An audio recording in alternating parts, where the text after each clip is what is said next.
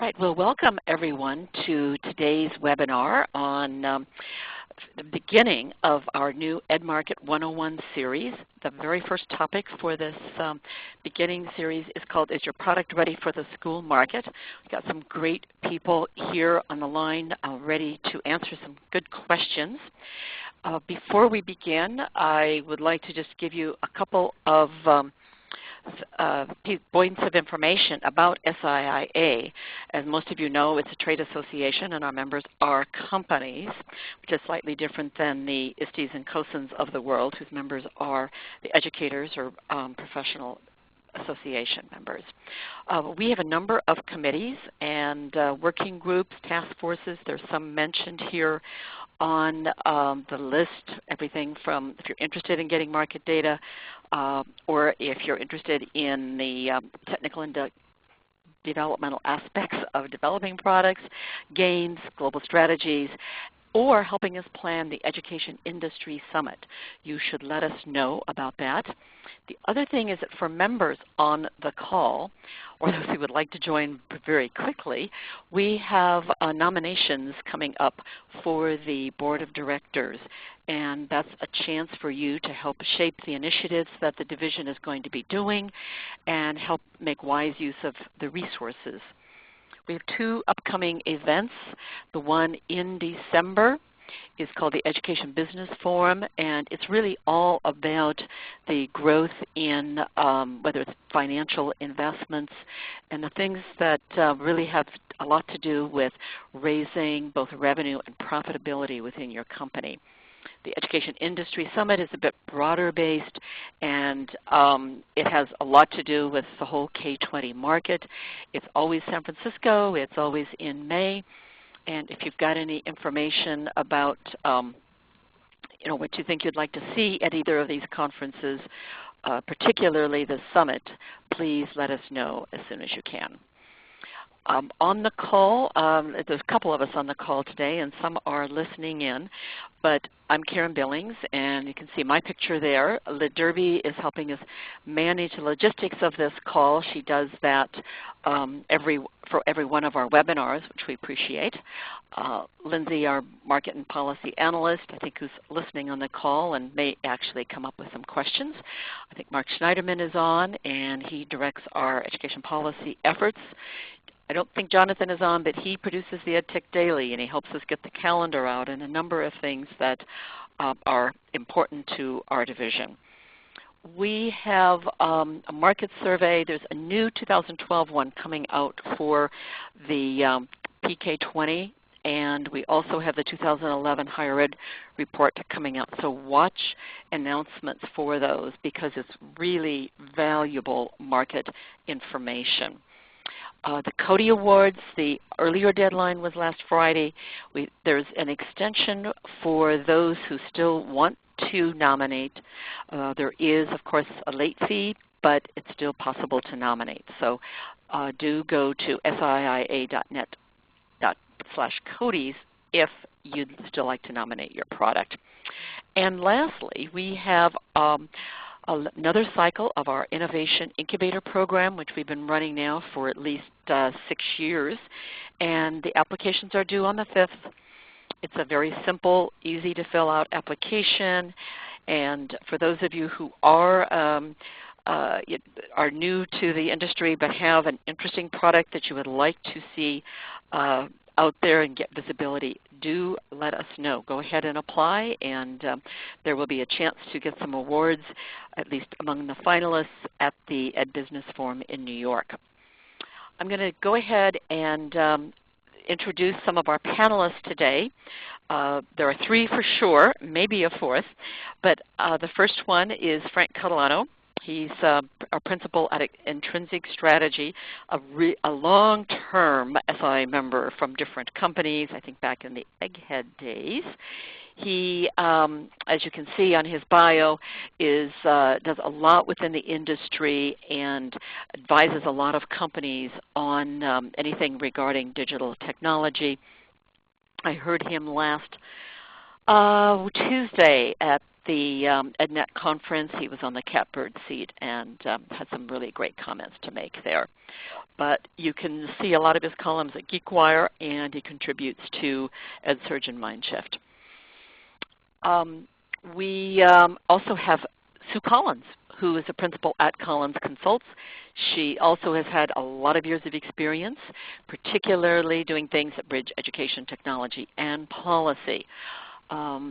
What I recall is in 2000, actually right before I joined SIA, but she was on President Clinton's Web-Based Education Commission and also got some great visibility through eSchool News as one of the top 30 movers and shakers. She was a board, a division board member for SIA, and she's also in the alumni board now, so as is Frank, which is extremely helpful to our planning purposes. Tony is going to join us today as well, and she's been with TechEra, and I think TechEra is one of our longest term members. So Tony has been with companies, and you can see a number of them there at the last paragraph. A lot of them have changed their names, but she's been a member for, I want to say, almost all 27 or 28 years that we've had an education division here. And then lastly is Bruce Wilcox. Now Bruce is going to be our moderator today, and he is also the co-chair of our Education Division Board of Directors. And it's actually his second term, a set of terms on the board. He was on the board earlier, took some time off since we do ask people to take a break before they, after they've served a few terms, and then he's come back. But he's come back in a very interesting role at Carolina Science Online, which he is really working on science e-learning materials, and particularly since he's supporting mathematics instruction, I'm very pleased about that, being an ex-math teacher. I think you see him there with his daughter. So Dick Cassabone is not on the call yet. He may join us, and if he does, we will welcome him into the group. But at this point, I want to turn it over to Bruce and let him start asking some of the tough questions of our panelists. Bruce, it's all yours. All right. Thank you so much, Karen, and a wonderful introduction, and welcome to all the participants. You know, the reason I like to host webinars is when Frank, Sue, Tony, Dick, Karen, and myself are all together in a room, it usually results in some fist fights. So we're really happy to be with you here today. And part of what we're going to really try to attack here is this is a new market for a lot of companies that develop products, and often they come to the education market, and it's perceived as very large in scope, wonderful opportunities. There's lots of teachers out there and lots of schools. In particular, you know, in the United States, it's one of the largest education systems, of course, in the globe. And second, the investment in the U.S. education is equal to that of the rest of the world. So you look at it and say, well, it's really a great marketplace and a good place for us to spend our time. So this panel here today are folks that are comprised of a variety of different experiences, but the one thing they share in common is a dedication to designing, developing, delivering, and implementing instructional and technology services for our schools. So I think you guys are going to enjoy this. So let's go ahead and get started. By the way, one last piece, the little munchkin in my lap is my daughter Camille, and they keep asking me for an updated headshot, and I'm sorry folks, you will never get one because I love that picture, and that's my little girl, and she's now 14 years old and in high school. So I don't look like that guy you see in the picture anymore. All right, I'm going to turn this over to the team here on the phone with us. So the question is, what's the one thing you have to know to be ready for the school market? And I think in this particular one, Frank, I'm going to ask for your input initially. Thanks, Bruce. I think, honestly, that my answer sounds like an internal-facing answer, but it's really critical when you're dealing with principals and administrators. And that is the one thing you have to know is be ready to answer the question, what's your business model? And how can I trust that you'll be in business when I need you? That's something that a lot of startups don't necessarily want to commit to a specific business model when they start. They want to try a number of different things. But you've got to have that trust that if they're counting on you for a curriculum or curricular materials over time digitally delivered, that you'll be around to update them and do bug fixes. Or if their students' data is in there, it'll be possible to get that data out and make sure it doesn't get corrupted if your model should change. So you should be able to easily explain how you make money. Because if you say, well, we don't, we're foundation funded and that's going to run out, or we're venture capital funded, you may not be able to get the sale. So have something that people can trust that you'll be around long term for them. Sue, would you agree with Frank, or you have any other thoughts? You know, I definitely agree with Frank. Good morning, everyone, or good afternoon, depending on whether you're on the East or West Coast.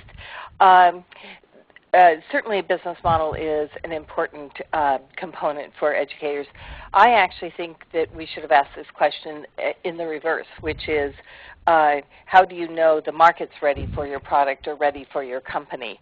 The thing is that I think that it's really important in many ways to be first to market, but not first to market if the market is 5 or 6 years behind where you are, unless you have a lot of funding and can kind of hold on through that whole thing. But it's really important to have that base knowledge about the needs of the market, make sure your product matches it, at least for the early adopters, because you can use early adopters as a great test bed as long as the funding is there for sort of a sustained run. But the product, you need to understand the market well enough to know, is it applicable? Is there an expressed need for the product? Is there an environment that is beneficial? So, for example, are teachers trained? Is the technology in place? Are the access points there for your product to actually work? Because if it doesn't work or the environment's not right, then you're going to end up with a situation where the product's going to be seen as not very useful. And this is a very collaborative market from the educator's perspective. You want a great first impression when you go out, and you definitely don't want people to be talking about, well, it didn't work here or it didn't work there. So it's okay to be a little in front of the bell curve, because you can use those early adopters to really learn and test your product. And as long as you have the funding necessary to hang on until you get to mass adoption. Does that make sense? Yeah, I think that really does make sense. In fact, I know just from my prior experience of working with Tony, I think she probably has a pretty good follow-on of that, which has to do kind of understanding more about who's your user and what are their needs. Tony? Yeah, I would certainly agree with Sue's comments, and I was going to get a little more specific about what is the demand for the product, and you have to look at it, what need does it serve? For example, as a core program, and I was going to say there's a little bit of good news and bad news in here. I shouldn't say bad news, but basically, is there a demand for the product with all the technology now that's becoming more integral to the schools, including tablets and everything else? There is more opportunity now for ed tech products than there's been for a long time, I think, or a growing opportunity. But is it going to serve as a core program, and is there a need for that? Is it a supplement to core instruction, and if so, in what way? Is it going to supplement core instruction in textbooks, for example? Will it do that well? Is it an online program that can be used on tablets, on computers, access 24/7? Growing need now for things that kids can access at home to expand the learning day in productive ways. Is it something that is needed to prepare for the Common Core? That's becoming more and more important, so we'll get into that, I think, a little bit later in the questions, but that's something that is to latch on to Sue's comments, sort of ahead of the curve here, because they're just now getting into that, and there's going to be a lot of demand as I can see it. And then there's also the other side of the coin, which is it something that can manage instruction or manage student data or something like that, which is not instructional, but needed to do that with all the technology things that people are trying to integrate. But on the other side, there is limited time in the day and things that will specifically fill needs and make teacher work easier, which is a very big deal, are easy to implement, will get the most attention, because you can't do everything that there is to do out there in a school day. Well, thank you all. I think it's really good feedback. I know one other thing that Dick would probably bring up as we've talked about this is also as you approach the school market, the one thing you kind of have to know is the answer to the question, can we do a pilot? And also be thinking about, well, what's the duration of that pilot and what are the expectations at the conclusion of the pilot? My sense is often school systems will say, sure, let's have a trial, let's have a pilot to this offering, but that needs to be presented in the context of a sales process. And what I find often is that there's a very short window during which you can be selling to schools, and so you need to be very sensitive to the duration of time in which they're able to pilot or trial your product, and that has to be in the context of a sales process. They have to know at the end of this trial, if we meet certain outcomes, we'll invest in your service. So thank you for your feedback, and I think it was really good. I think keep things moving on. Well, Bruce, Frank, I just had a quick, quick addition to that pilot. I would just point out that freemium is not the same as a pilot. And a lot of startups make that mistake, saying, well, our product's available for free, and then you can buy the premium version. That's very different than a structured pilot, and I think that that's one thing people should keep in mind. Thank you, Frank. That's really a very good clarification. Yeah, because a structured pilot, often you're looking at more of an enterprise type approach. You're talking about something that might be used district-wide. You're talking to somebody who's in a leadership position in the district office, for example. But a lot of the freemium models are kind of focused on an individual user and kind of graduating that user experience from a free to a more premium model. So thank you. That's a really good clarification. So moving on, folks, how important to the school market is having a cool product? And and I think there's many interpretations of a cool product, but I think the issue here is, can it create buzz? Is it exciting? Is it attractive or sexy to the users? So how important is it to have a cool product, folks? And I guess since I'm the moderator, I get to pick somebody here. Frank. Well, I think it's not as important as having a product that is, shall we say, usable and understandable in about 2 minutes. There are a lot of cool products out there that can do lots of things, but the features are buried. And I have a former wife who is a second-grade teacher, so I like to refer to her as my hostile focus group of one. And she is very adamant that no matter how much instruction is built into a product, it has to be just extraordinarily simple to use. So that trumps coolness, and I think that's important to keep in mind. Bruce? Yeah, hi. I'm muted there just for a moment. So, all right, I think that's really good insight, Frank. But Sue, what do you think? What's your take on that? Well, so I actually think that obviously Frank's got a very good point. I have a slightly different perspective about cool, maybe because I'm really old, but I think that probably everyone on this call has the luxury of working and thinking in kind of a rarefied technology environment. So most of us spend all our days thinking about how this technology can be used, what the product might look like, how do we tell people about it, how do we sell it, how do we price it, but we are always focused around this technology world. Educators, on the other hand, are very focused on students and teaching and assessment and how well their kids are learning and how well the school is running. How can they use the data that they have? And so I think it's great to have a cool product, but it's only cool, probably going back to my first point, which is if it matches the educator's needs, if they think it's cool. So what we think is cool might not be what they think is cool. So I think that cool is really when those two schools of thoughts come together. Those of us who get to think about the value of technology and how we can harness that, and educators who are serving kids and serving the purpose of education. So that's cool to me. So I think it's important to have a cool product, but I think it's a definitional problem, right, which we've had in this country for quite a long time. Yeah, thank you, Sue. I've always measured kind of you got something great if like the second or third sales call in, and believe me, it's going to take 2 or 3 or 4 sales calls often to market these things.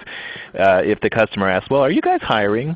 Because then you're creating something that they want to be a part of. And one thing I've often thought is that people buy products because they're actually trying to buy access to the company they wished they worked for. So maybe keep that in the back of your mind. If you create an environment and a culture that your customer wants to be a part of, one way they try to do that is by buying products from your company. Tony, you've had a lot of experience with some remarkable products that have been incredibly successful. How would you answer the question, how important is having a cool product? Well, as the consummate educator, because I did start out in the classroom, my answer would be cool, yes, but what does it teach, or in some cases manage? And I think a high priority is it's cool if it engages students while providing important instruction that is able actually to improve student achievement. And I'm going to share how old I am here right now by referring to something that I think has been in my mind for a long time, and it's these old barn owl loft print materials that were the drabbest looking things. There were one drawing conclusions, a short paragraph, and the student would draw a conclusion, and then there was another one on using context clues to fill in missing words. And these were the most boring looking things, but the kids couldn't wait to do them because the facts that they presented were so unusual, and they learned new tidbits of things that were just really fun to learn, and they couldn't wait to do them. So the kids loved it. It was teaching something very important, even though it wasn't cool in the technological sense. Today, I think, again, it still matters. Is it improving student achievement? Is it engaging students? And now they're more technically, obviously, involved than before. Games are really good, I think, and I've worked with Mind Research Institute, for example, that has a wonderful product that teaches math without language, and it's based on spatial temporal reasoning, which every student can do without the benefit of language. So it makes it very valuable. But the games are fun to play, and they're very, very focused on instruction. Some of the ones out there, unfortunately, have a whole lot of extraneous stuff that takes away from the focus on learning, takes up time with the kids, and doesn't get the same kind of result as a game that's fun but very focused on the learning outcome.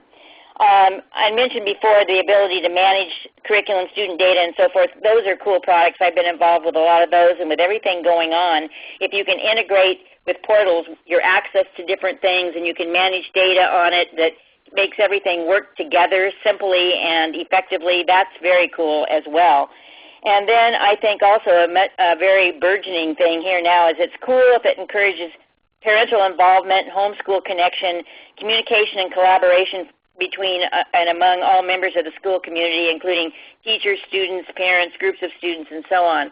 So I think there are emerging coolness things or things that are looking for coolness, but again, it's got to be effective. It's got to support the trends that people are looking at, and it's got to work to improve student learning. Thank you, Tony. So I think, from listening to your comments, it's, a key question is, what does it teach? What are the outcomes associated with the use of this program? And I know that we all get held accountable for, demonstrable improvements in learning, simplifying and menial tasks, let's say, and or even looking at things that just kind of make the teacher's time more efficient. So thank you for that. So, when we put these slides together, I actually wasn't sure we wanted to delve into this next topic because it is if you've spent time with teachers recently, this movement towards the Common Core, the interpretation, implementation of the Common Core, is perhaps the most staggering thing that many of our teaching professionals have dealt with in their careers. And these are teaching professionals that could be 20, 30-year veterans, or it could be the teacher who's just walked into the classroom for the first or second year in their career. So this is an important topic. And so how about Common Core, folks? How important is it to be aligned to the Common Core state standards? And Sue, I'm going to lean on you for this one because you've had a lot of experience both in the adoptions, the large state adoptions, and in also the what we call open territories, where states work in the open territory arena. What's your take on this? How important is Common Core? Well, so when I thought about this, Bruce, I actually thought it would be useful to take a step back because Common Core is just the latest topic involved in what I think of as a very political business. I mean, K-12 particularly and higher ed to some extent are really regulated by a number of different forces. So you have federal, you have state, you have local, you have funding rules and funding policy, and you have other kinds of public policy. And I feel like it's really important to understand that interplay between all of those aspects, and then as a company, you guys on the phone can understand what Common Core is and how it came to be and why it's so important in some places and why it's unimportant in others. Obviously, we're at the beginning phases of the implementation, and really, as I think Bruce said, the sort of interpretation of what Common Core means and how it's going to kind of work. And you see, sort of current activity going on. I mean, there are some states who chose not to belong to Common Core, including Texas and Virginia. There are states currently who are kind of flexing their state muscles. So you look at what Maine and Arizona have done in saying, we probably will do Common Core, but we're not going to call it Common Core. We're going to call it our state because we don't want anyone telling us essentially what to do. And then you have the situation with the testing consortia or the assessment consortia where Florida, for example, who was the fiscal agent for one of the two consortia, chose to drop out of being the fiscal agent, even though they may still use the test. It's kind of still a work in progress there. But the governor gets involved along with the Department of Education and a number of other places. So we have this interplay between federal policy and funding, state policy and funding, the political environments that exist in this. And I don't think you can ever forget sort of the local environment as well. And I think it's pretty telling when you have a general news magazine like Time have an article about Common Core in this week's issue. It's a pretty big topic. So I think it's really important for the companies to understand sort of that whole environment that sits behind Common Core as well as the issue of Common Core.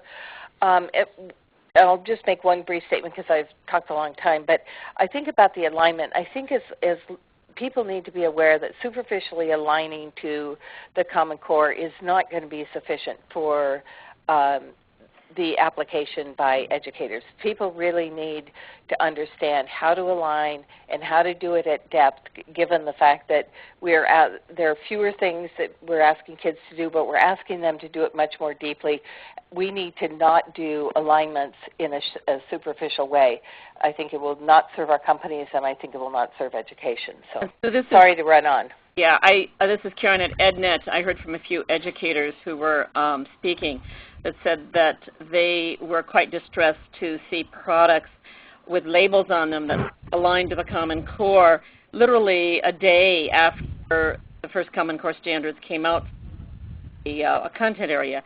And they knew that that couldn't be true, and they greatly distrusted that company as a result. So I think we heard some other things about Common Core, particularly during the catbird seat. Do you want to reiterate on those?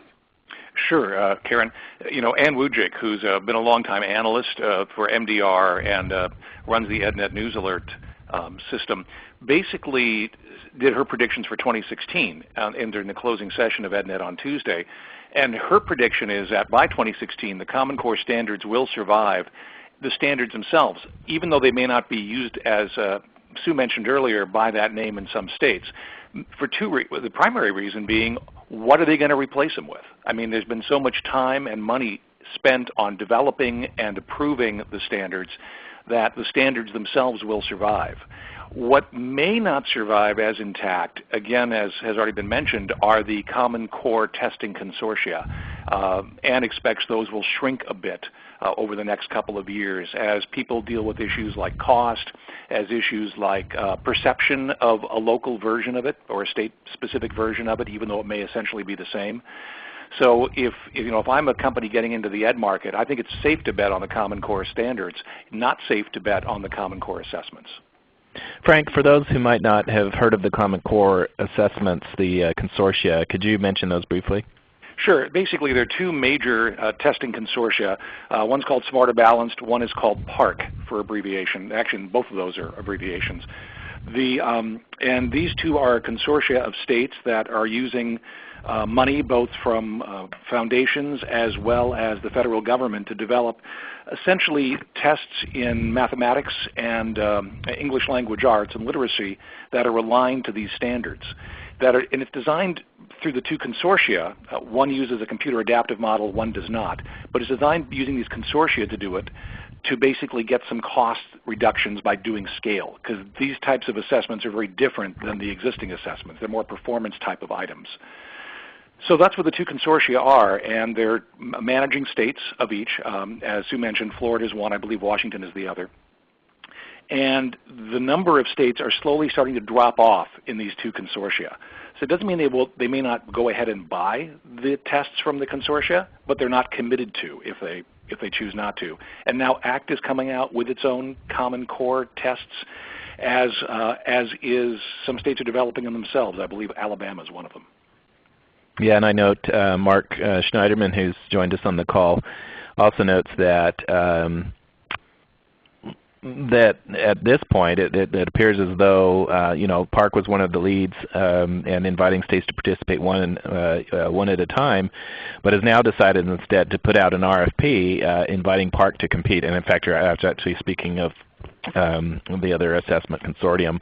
But I guess to summarize all this, Common Core is important, but it's going to be implemented in phases. And so when we walk out and we walk into let's pick a school district in our country, and you say, dear Dr. Assessment person and dear Dr. Curriculum person, we're aligned to Common Core, and you are speaking a bit prematurely, because you have to look at that district and that state and say, well, are they going to implement Common Core as published, or are they going to create a derivative version? And so it's kind of you have this national standard that's emerging, but many of our states have a local control, both at the state and at the district level. So you are always going to be held accountable to aligning to the curriculum that state or that school district has adopted.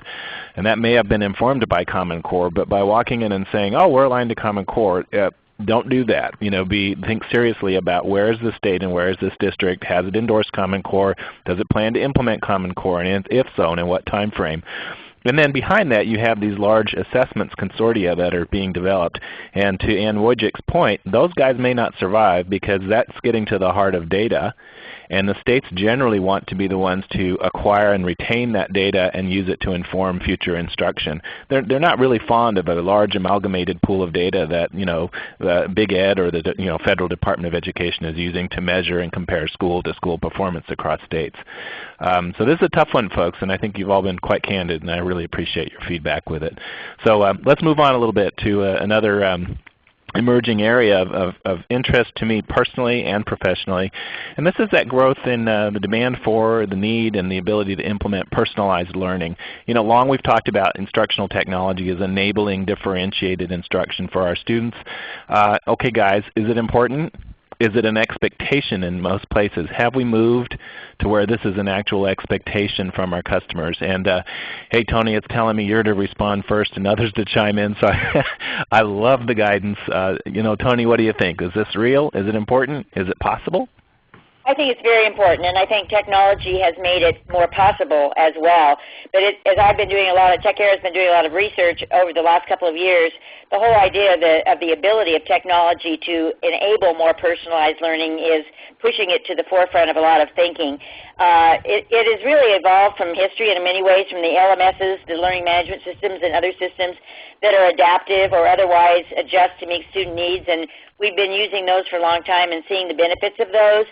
It's becoming more inherent now to RTI, response to intervention, and other programs that are mandated to meet student needs at all tiers of development, so that there's personalization at every step of the way, from the beginning where kids are getting their needs met, but also at different tiers of learning, so that special ed kids and that kind of thing can be identified in a timely way.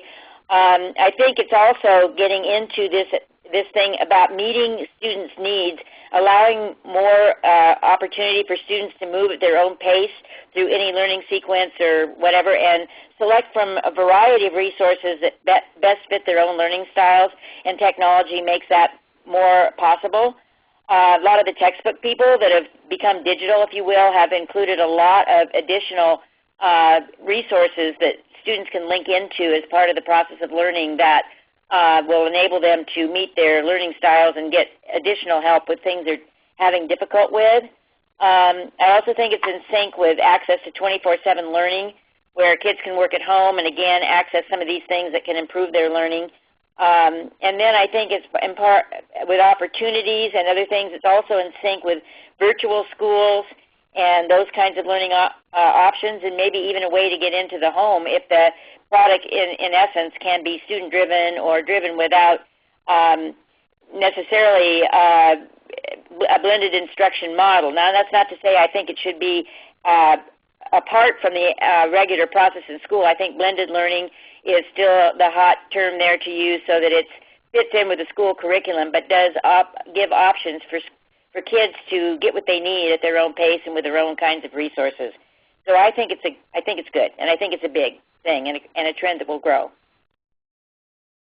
I think also the other piece I would add here on personalized learning is, okay, so then to me that's shifting the focal point of control of the learning process from perhaps educator to learner, perhaps from institution to the individual. And so it has implications on our product design, and that, that I think takes us to this next kind of important part of our conversation, which really has to do with, let's say you're not going to teach the entire curriculum in mathematics for middle school, but you want a piece of it.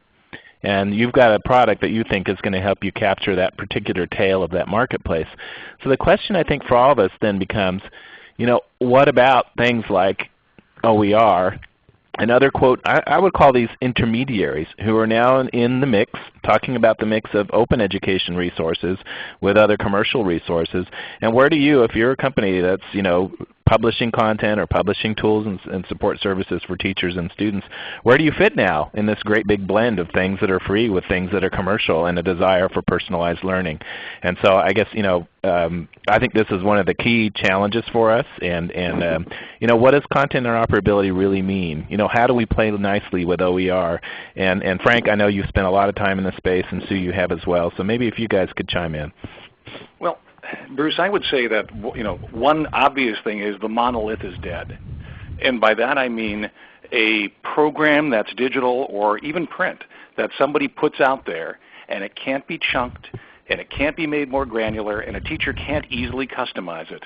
Those days are long gone. So that is sort of one way to look at it, because what people are really looking for now is the ability to do it more easily. Teachers have always tried to do this, by the way, to take whatever's out there that's available now digitally and then just sort of recombine it in ways and modify it in ways that are easy for them to use to teach their individual students. So if you're going to market and you have a product that essentially is a monolith, and I really hope nobody's still doing that, but some might be, you're going to fail. I'm pretty certain of that. The other piece of it too is, don't forget that data is a chunk as well. So the data that you have in your product must be able to come in and out of that product easily, so it can be tied into student information systems, into data warehouses, into informing how other products might work in a secure way. So make sure you think about an API for any student data that's built in to your product. I think those are really key, both the chunking of data and the ability to move it, and the chunking of content and the ability to move it around as well, Bruce. Bruce, I'd like to just add one thing that I could totally agree with you, Frank. And when I mentioned LMS, I didn't mean for people to think it was monolithic in the sense that student goes in one end and comes out the other, never touched by human hands or any sort of deviation on the learning sequence. I think that's very important. But I think what is important is the chunking, and I think that there are maybe opportunities for products that have a lot of content, but that they can be used in various ways to meet the needs of the user and the curriculum and everything else, and as you say, are integratable. So I think you made a very important point. It can be a smaller piece or a bigger piece, but it has to be versatile and customizable. Well said, Tony. I would add these two seem to be competing forces. I don't know how else to phrase this, but when we start looking at the device ecosystem and the myriad different devices that students are, and the emergence of the proprietary vertical relationship between the store where you obtain the content and the device in which you use it, with a counter trend which is OER, which suggests there is no repository, there is no store, these are all open, exchangeable, and free and shareable items. I think we're in for a world of challenges here, but we would present to you that it's an important area, it's an emerging area, And certainly I think that we're going to have to figure out, how does this kind of concept of content interoperability play with the game of developing a proprietary storefront. So this is going to be a big deal. I hope in a separate webinar we might have some discussions around what does it mean, if the OER stuff doesn't play friendly in the Apple Store or in the Google Store and vice versa. All right. Well, thank you. Sue, please. Sue. There is a SIA document on open education resources that was released about May of this year that might be of interest to folks. And if I could ask Karen or LaDerby just to post the location of that, just like Mark has just posted the other information about the personalization.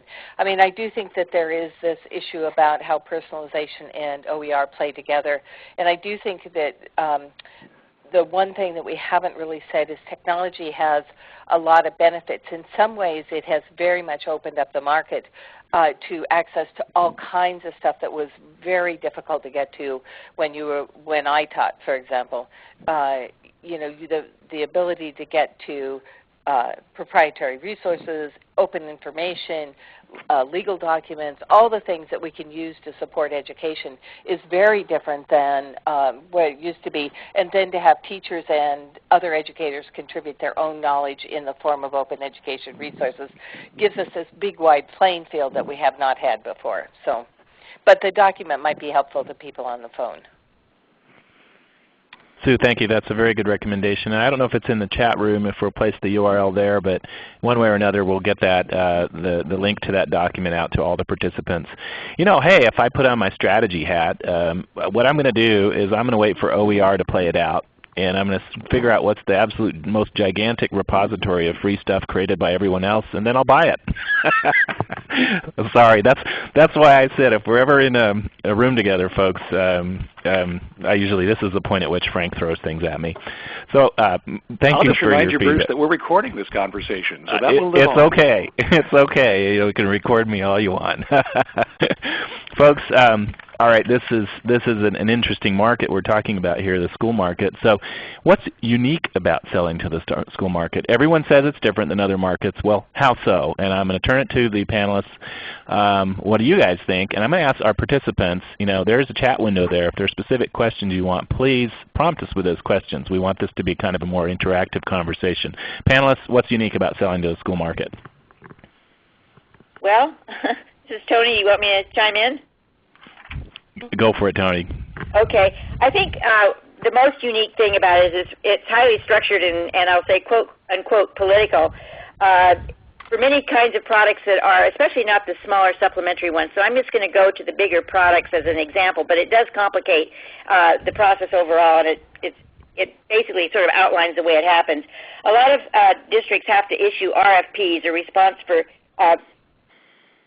proposals, I forgot what that stands for, so that they are out there for the vendors to respond to. So they are to tell people how they can meet whatever it is the need is and what the cost of the product is to meet it. Most districts are told they must purchase the one that comes in at lowest cost unless there is a sole source provider, which means there's something about your product or the one product that fulfills a specific part of the need that no one else can fill. So there's a lot of collaboration that goes on before the RFP process starts in many cases with districts and vendors, if you will, to make sure that the school gets the product they really want, even though they have this formal process they have to go through. So the message here is to have some very differentiating features for your product that others can't provide that would help you go through this formalized process that you can't get around doing for larger products. There's also a review process that I think is very important and not to be underestimated. If it's a big purchase in particular, there will be a number of people from the district that need to review the product, which means you need to provide samples and perhaps some guidance. And this can be time-consuming as well as expensive depending on the product. These days with technology online, it's not the same as with textbooks and things that it used to be. But you want to make sure that they can get a good look at the product and it will stand up to the claims that you make about it. And I think another thing that you have to be introduced sometimes.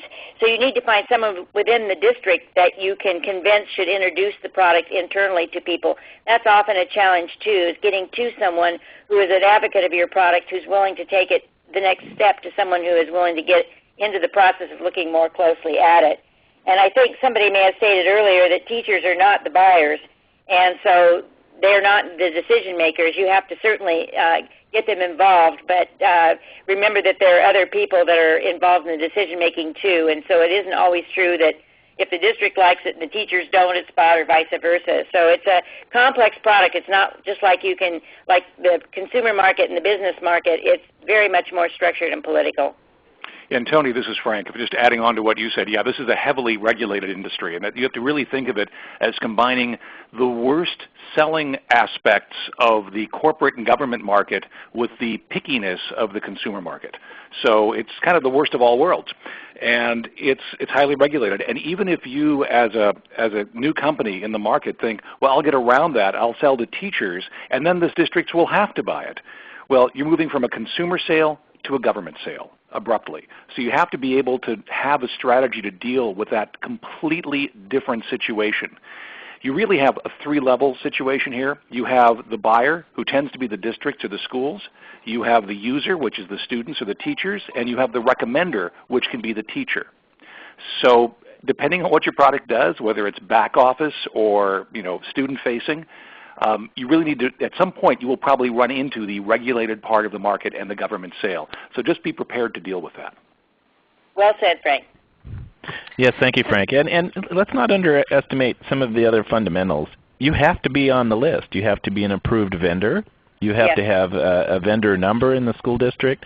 Even if you're in there selling and you're promoting your product, don't forget there's a procurement officer at the district office who's a member of an association, and they've defined some rules and regs under which you can actually conduct business with their school district. So it's always advisable to talk to the district office, talk to the procurement officers, and say, hey, I'm proposing to do business in your district. I'd like to make sure that I meet all the requirements for doing so.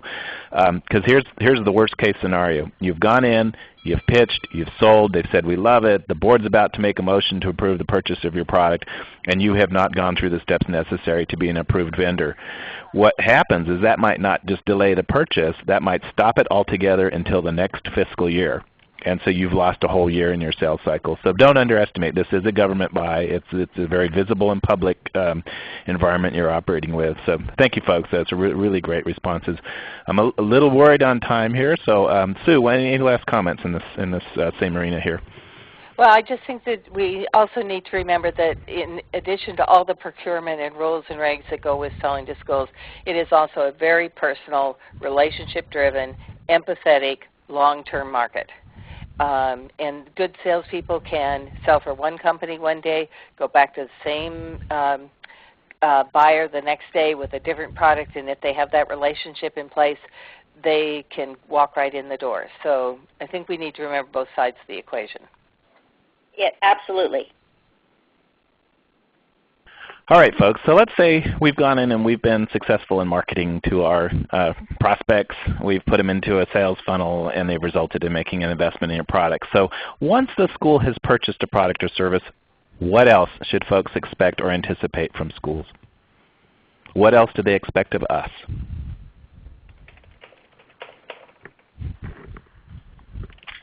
Well, no takers on this one. No, well, it may actually go back to one of the first things that Frank said at the start of this webinar, which is they expect a business model that will allow long-term support and fix of those things. I think the difficulty arises in that educators don't always see eye to eye with vendors on what you get with a certain price. So if your product's $19.95 versus $30,000, there's an expectation that you get the same level of service across a wide range of prices.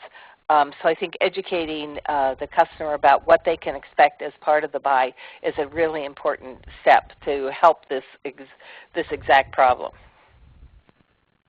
Yeah, I think another thing to capitalize on just the last topic too is that relationship that you build with the customer when it is being sold is also communicated to whoever is following it up, because the customer wants ongoing support in a lot of ways for implementation and planning, for customization as it may need, being professional development and training, all kinds of technical support and ways in which they can stay in touch with the vendor to make sure that they're implementing it well and they have all the training that they need. Thank you, Tony. Tony and Sue, it's great. I think I guess the summary on that is after the sale, the relationship starts, and it's intended to be of long-term in nature. And that's why as you develop the relationships with those districts, they'll be very loyal customers to you, but their expectations in terms of support for their teachers are rather high. So thank you for that. So folks, I think we want to move to kind of a couple of concluding thoughts here. So what's the one thing that we haven't covered today that's worth being reminded about? Any last words of wisdom? Any final thoughts for our participants on this call? And I'm going to ask you to be brief, maybe just one or two statements each. And so Frank, why don't I turn this over to you, and then we'll go to Sue and Tony and conclude there. I think I would just be reminded that if you're rolling out a digital product that everybody doesn't have the same infrastructure, devices, or even approach to integrating digital. So be prepared for a lumpy landscape of digital. Be prepared to have to adjust how you present what you have based on what a district already has, not what you wish they had. That'd be my advice. This is Sue. I would just say that to everyone on the phone that this market needs all of your good thinking and all of the good thinkers that are on this webinar. You just need to hang in there, stay the course, learn this market. It is very possible to be very successful given all the caveats that we've given here today. I mean, we don't want to discourage you. We want you to really be a part of this market for a long time. So thanks for being part of the webinar as well. And I would totally agree with Sue. I've been in the market for a very long time, worked for a lot of companies, and witnessed a lot of success with innovative and new type products. In fact, my whole history has been with the front edge of technology in every company that I've worked for. So I certainly support that wholeheartedly, Sue. And I think one last thing that I would say is do your homework perhaps with your districts, find out what their technology plan is, so that when you do go there, you're able to address their needs through their eyes and what they're looking for, because they are looking for things. And I'm sure a lot of you are going to have the kinds of things that they're looking for. So Karen, I know we're tight for time. I see a question that came in on the chat window, and I think it's a good question. And maybe can we conclude on that? Do we have enough time, or Karen, you're kind of our time checker here. Can we answer a couple of the questions Sure, that were submitted in the chat? Yeah, let's take Bianca's first because it's pretty straightforward. I think maybe Sue, do you want to tackle that one? She's asking, would you launch your product with public schools or private schools? Sure. So I think it is dependent upon a number of different things. One is what the product is, what environment you need. Public and private schools have different ways of purchasing and have different sort of needs. There's in some ways it's a more difficult market to get to if you go to private schools because they're very independent.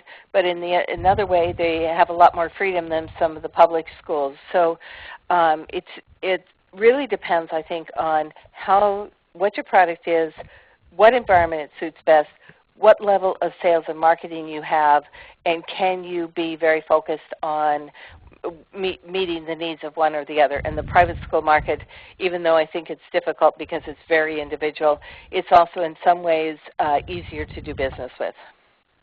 I would agree. I would add on to that. Also, you have a different constituency in terms of parents in private schools. Parents pay the bills, and so they are going to hold the school accountable for innovation. And the one thing we're running into with the private schools we're talking to is they're using their implementation of technology as a differentiator. They compete with each other for the same customer.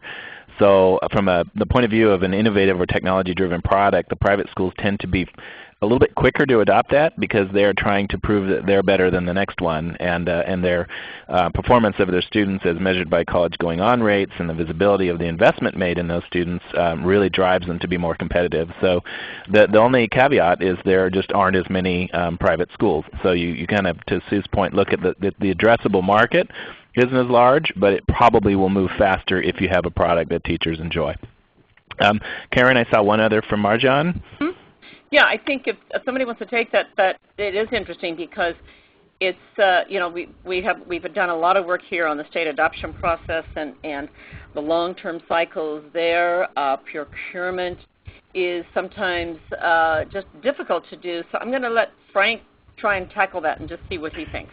Yeah, I come out of the consumer market, not in education, and track both really well. And I think the reality is what we're trying to say is you can still have a really good business selling directly to teachers, selling directly to parents, even in some cases like in higher ed, selling directly to students. The real key is just don't assume that a district or school formal purchase process works the same way and that your business will scale if you try to combine the two the same way.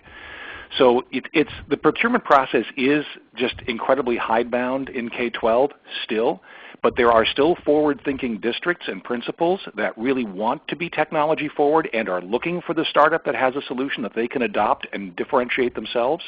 So I would try to look for those technologically savvy districts as well who want to be leaders to maybe adopt your product as a way into that hidebound K-12 process.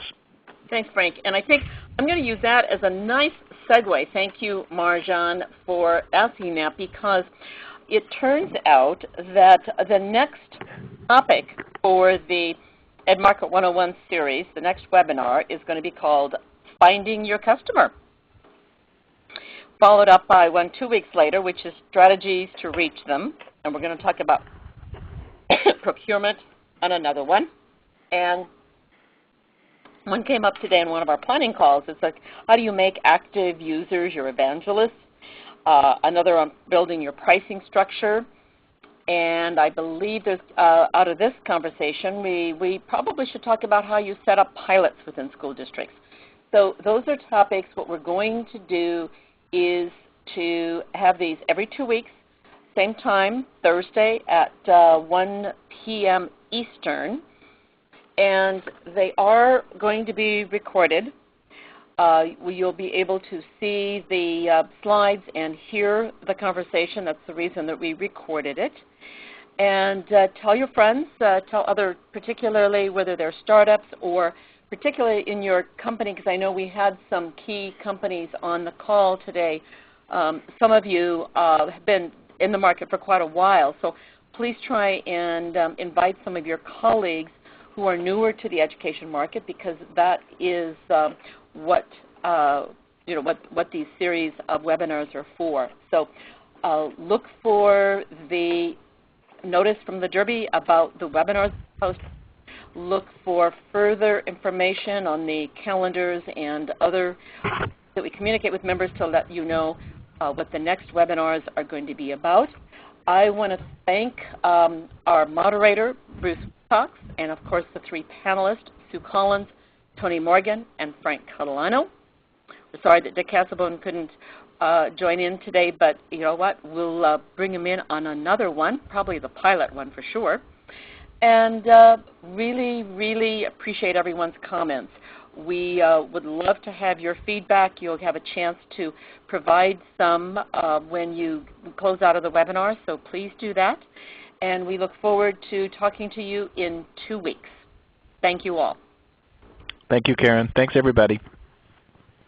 Bye. Thank you. Bye, thanks.